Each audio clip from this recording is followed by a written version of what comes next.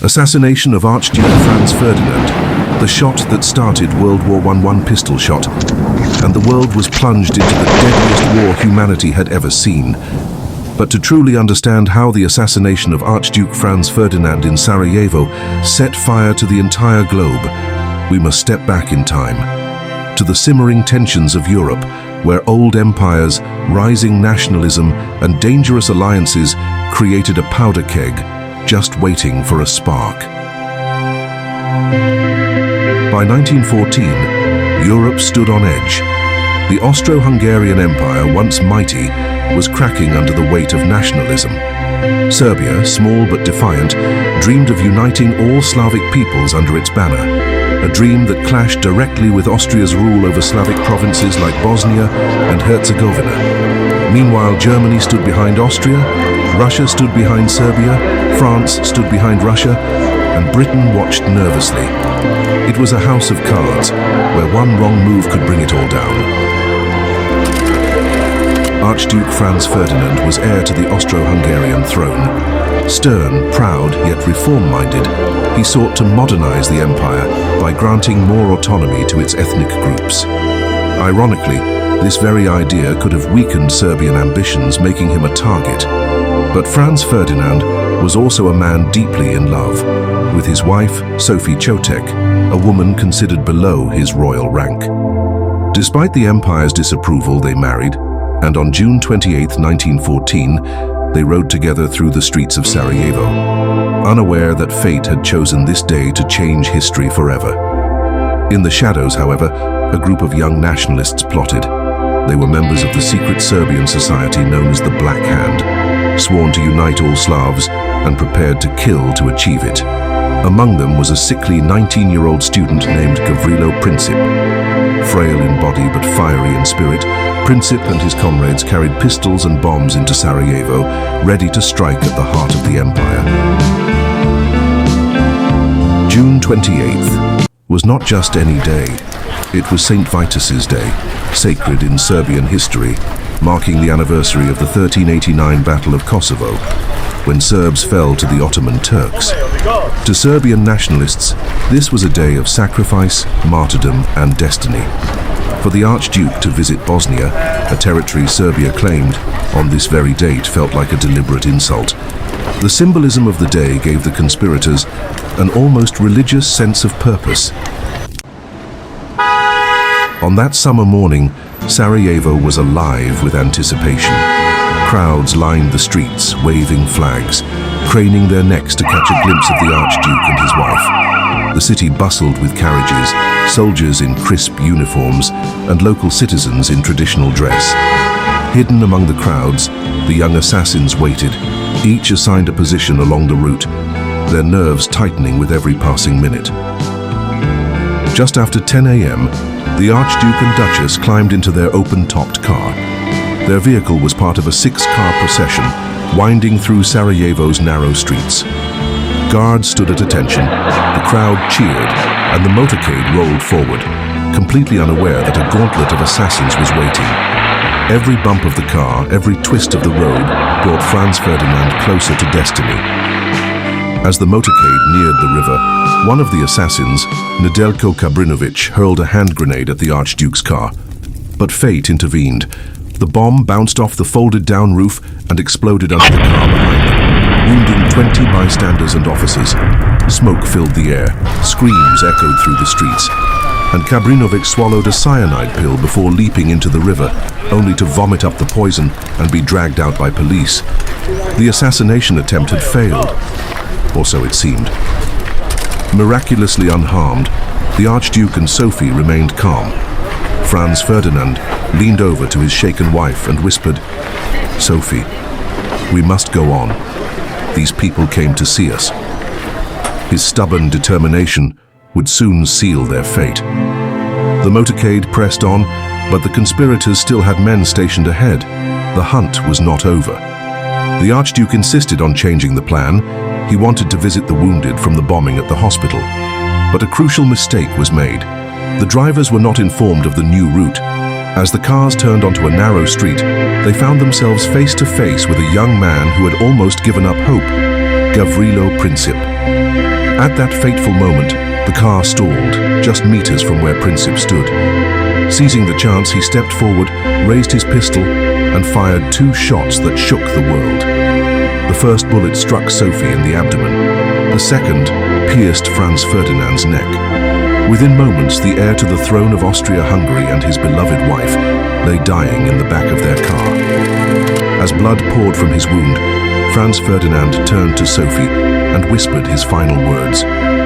"Sophie, don't die, stay alive for our children." But it was too late. Within minutes, both were gone. The crowd screamed, soldiers rushed in, and Princip was arrested on the spot. Sarajevo descended into chaos, yet this was only the beginning. When news reached Vienna, shock gave way to fury. Emperor Franz Joseph, old and weary, received the devastating message with cold resignation. Across Austria-Hungary, anger swelled, not only at Princip, but at Serbia itself, which many blamed for fostering the Black Hand. The assassination was seen not merely as a crime, but as an attack on the empire's honor. The assassination sent shockwaves far beyond Vienna. In Berlin, Kaiser Wilhelm II pledged full support to Austria-Hungary. In St. Petersburg, Tsar Nicholas II bristled with outrage at the thought of Serbia being crushed. In Paris and London, leaders watched uneasily, knowing the fragile balance of Europe had been shattered. The death of 2 royals in Sarajevo threatened to ignite a war none could imagine, yet none could stop. What followed became known as the July Crisis. For a month after the assassination, Austria-Hungary debated what to do. Some urged caution, others demanded war. Finally, on July 23rd, Austria delivered an ultimatum to Serbia. 10 harsh demands, including allowing Austrian officials to investigate Serbian soil. It was an ultimatum designed to be refused. To the world's surprise, Serbia accepted most of Austria's demands, but it rejected the one condition that would have destroyed its sovereignty: Austrian officials conducting investigations inside Serbia. Austria had its excuse. On July 28th, exactly 1 month after the shots in Sarajevo, Austria-Hungary declared war on Serbia. The first domino had fallen.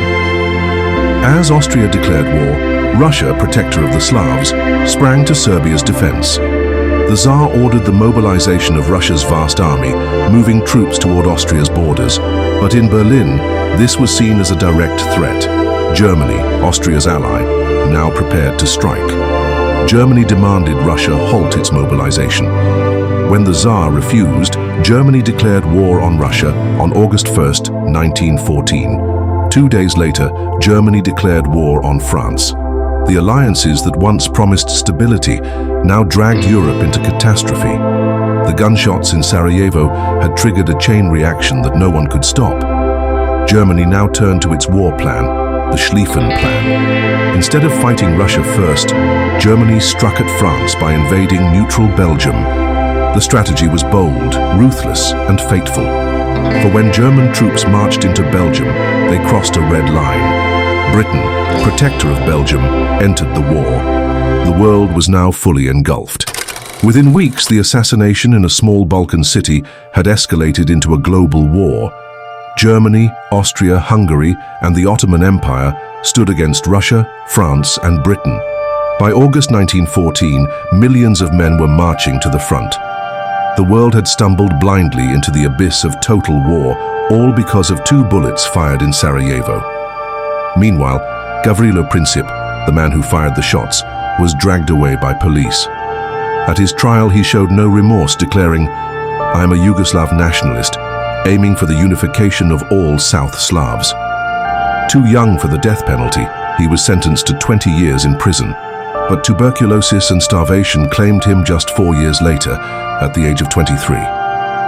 As Princip wasted away in prison, the war he helped unleash consumed the globe. Trenches stretched from the North Sea to Switzerland. Millions of shells exploded daily. Entire towns vanished. From Europe to Africa, from Asia to the Middle East, the world was locked in a conflict that began with a single moment in Sarajevo.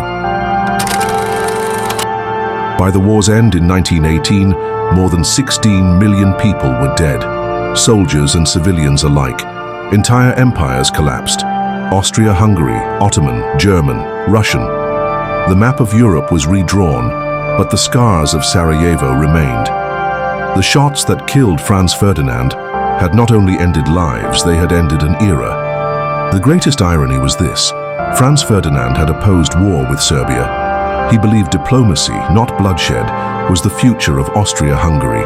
Yet, in killing him, the assassins destroyed the very empire they sought to weaken. History is cruel, its twists often more tragic than any fiction. Today, the street corner in Sarajevo where Princip fired his shots still stands, a silent reminder of how fragile peace can be.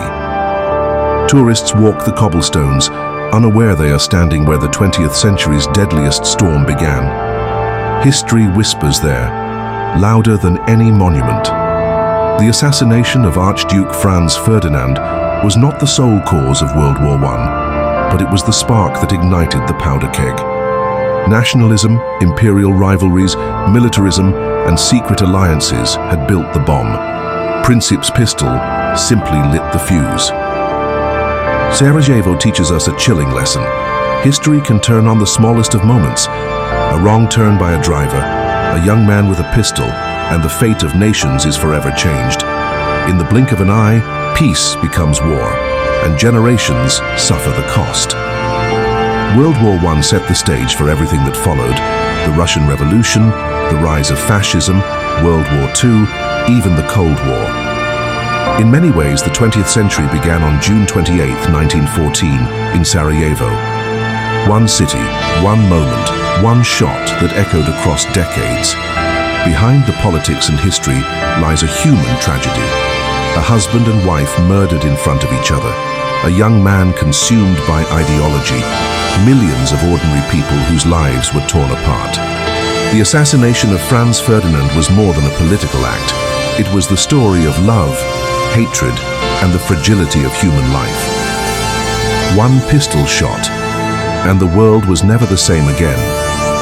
The assassination of Archduke Franz Ferdinand reminds us that history is not made only by kings and empires, but also by the decisions of ordinary people. The shots in Sarajevo were the sound of a century being born, a century of blood, war, and transformation. And it all began with 2 bullets on a summer's day in a small Balkan city. Please like this video, drop your comments, share and subscribe for more.